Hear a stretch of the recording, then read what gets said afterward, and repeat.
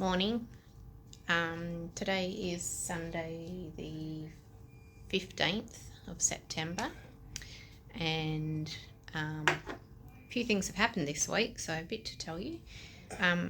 First things, Paul's been put back into a private room.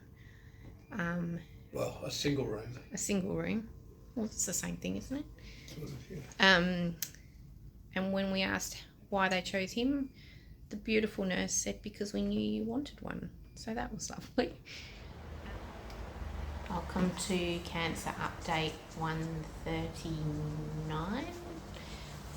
Today is Sunday the 15th of September. And yes, we are still in Sydney. Last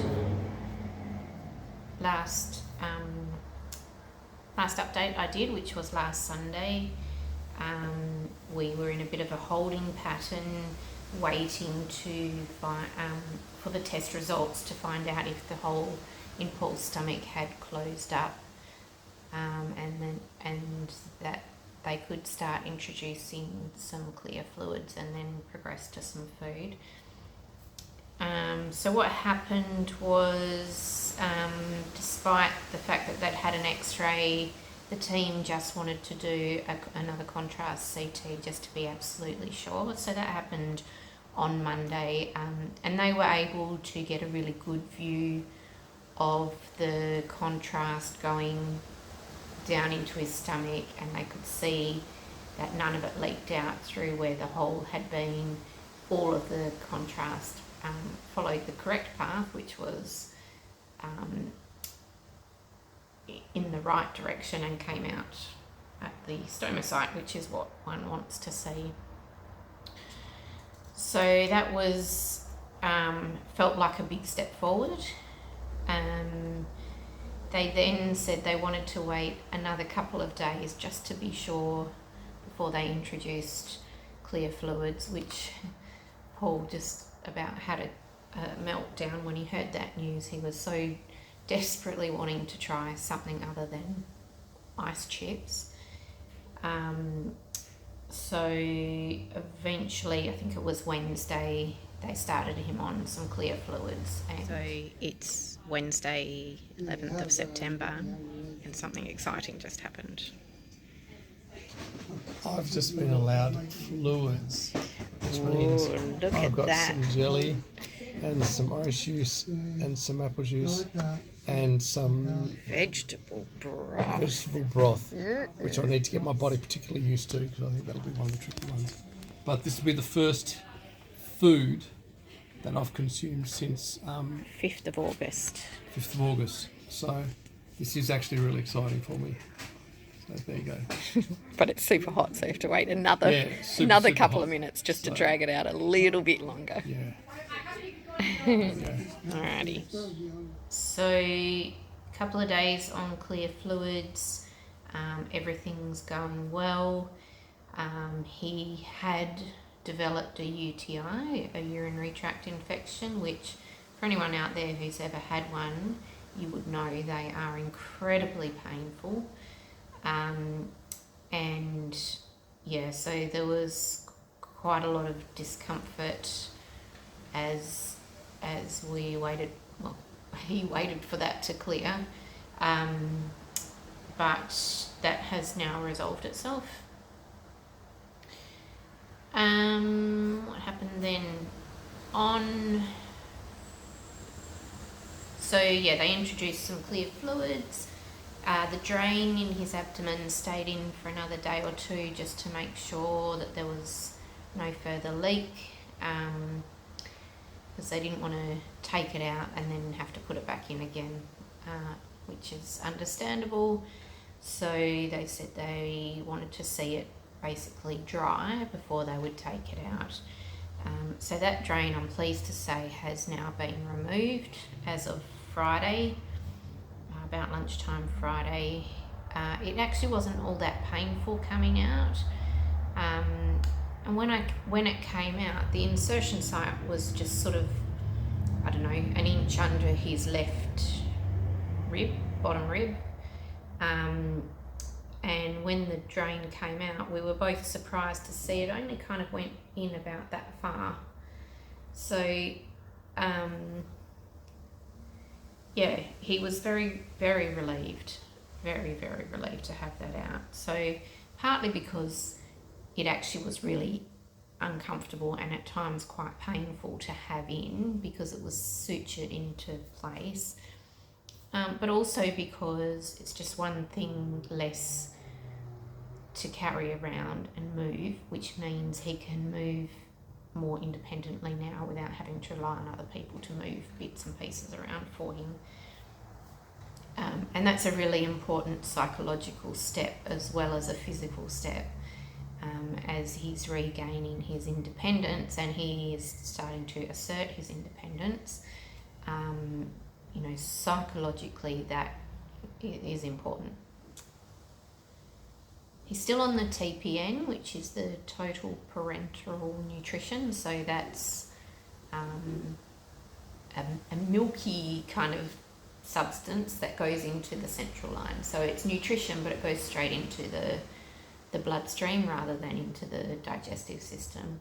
So because he's only able to eat very, very small amounts, because as you can imagine, the stomach stretches and shrinks, and it's had nothing in it for over a month, so it's very small at the moment. So because he's only able to eat very small amounts and the types of foods that they're giving him are pretty limited,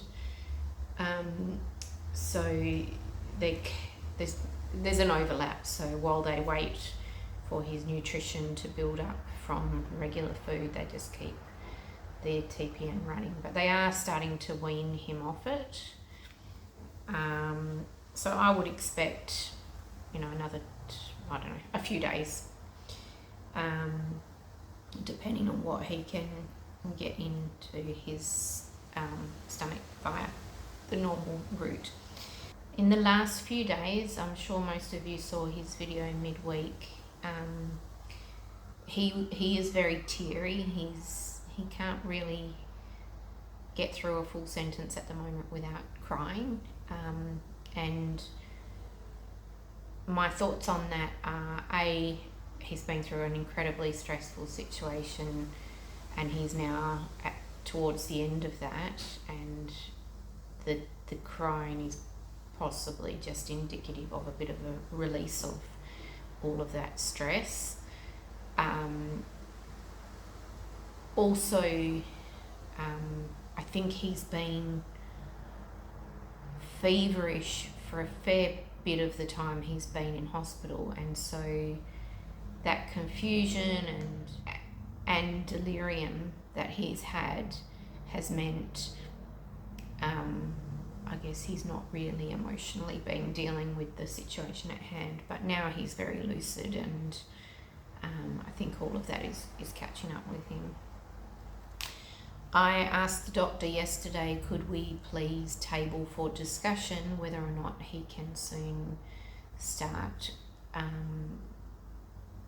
his normal antidepressants, because the way these antidepressants work is they build up in your system over a period. They're a bit cumulative, so you don't take the first one on day one and then you're good as gold. You've got to build up a bit of a residual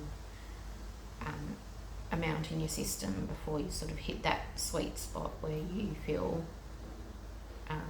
you're in the right state. So they discussed it at their morning meeting, I believe, and I believe they have given the green light for that to happen. So that's good. So at the moment we're just focusing on rehab, focusing on his diet, food in, poo out. Everybody's very interested in his poo consistency and volume. So yeah, we're just focusing on that. This morning, when I arrived, he said he hadn't had a very good night's sleep, but in actual fact he was quite awake and chatty and more present than he's been in weeks. So I took the opportunity to say, hey, do you want to go for a walk? And he did. He did, a loop of the ward, which is not very far really, but it's, I don't know, maybe 40 metres, 50 metres. I don't know, I'm not very good at estimating measurements. But and there's a big loop you can do, which is that one, or there's a sort of a half loop you can do, which is about half of that. So interestingly, before he got up to do that walk, he said, I'm really nervous, I'm not going to be able to make it, and if we get halfway and I need to sit down, and of course there's nowhere to sit down, you're in a corridor. So that lack of confidence in himself, I saw this last time, and it took quite a long time for that to come back. So I guess I'm approaching that as, well, let's just walk to that doorway there and back again. And if you do that 10 metres 5 times, that's the same as doing the big loop, which is 50 metres. And then you don't have to worry about getting caught halfway and not having somewhere to sit down. And so he sort of went, oh, okay, yep. And then once we got going, of course, he was fine, and he did the big loop actually quite, not easily, but he wasn't really out of breath, and he was able to sort of hold himself a bit more upright rather than leaning on the he's got the pole. So there's a bit of work now to do on his getting him back mentally, because I think physically he's almost there, to be honest. So I've been shopping today, and I was looking for sort of soft, simple, plain foods that have a bit of flavour without being too processed or too salty or too sugary or too whatever. So I'm going to take him over a little tub of his favourite boysenberry flavoured yogurt. I've got some nice ripe avocado, and I've bought a little packet of miso soup, which I know he likes. So hopefully something there will appeal to him, and he can just have a couple of things that he can just have a mouthful at a time, to supplement the hospital food, which he's not really enjoying very much. I do want to say thank you, everybody, for all the mail that you've been sending. I would say if you haven't sent things now, please don't send them to Bazina House, because they won't get here. And I certainly don't want to create a lot of work for the beautiful ladies here who run this place to have to keep forwarding mail to us, although they're happy to. I sort of want to say, if you haven't sent it yet, please don't. So we've had a bit of mail this week. Paul's been opening kind of one at a time, cries his way through most of the readings, so he's having to pace himself, but we've still got 3 more to go. Yep, still got 3 more to go, but thank you for writing to me. And thank you for those of you that donated or wished they could have donated. It's really helped. It's helped a lot. I'm hoping my recovery is going to keep on going well. And I'll be back making car videos soon. So thank you. I did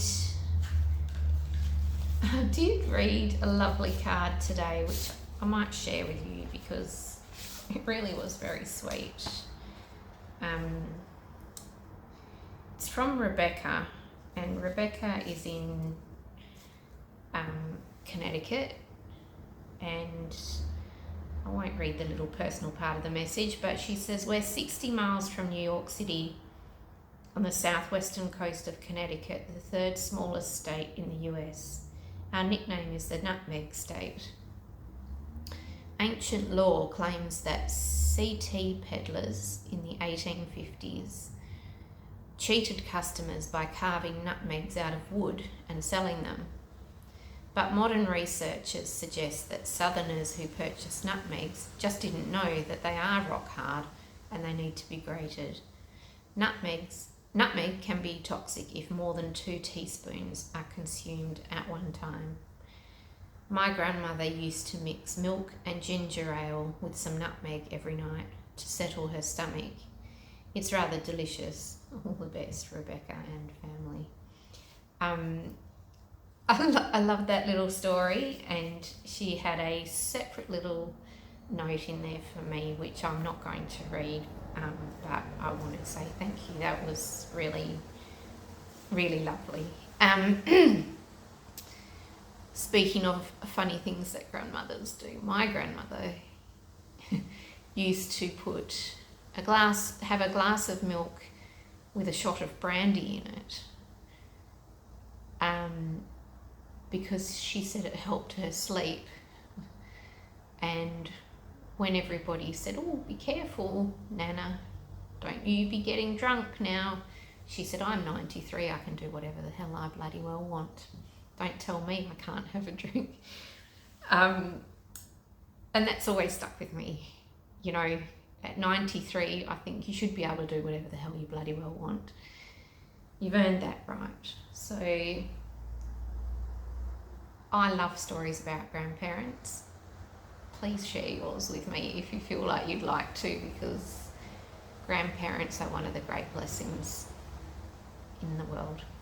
Anyway, on that note, I don't know why I wanted to go down that path, but on that note, thanks again for watching. Hopefully very soon we're going to be able to give you the news that we're heading home. Yeah, fingers crossed.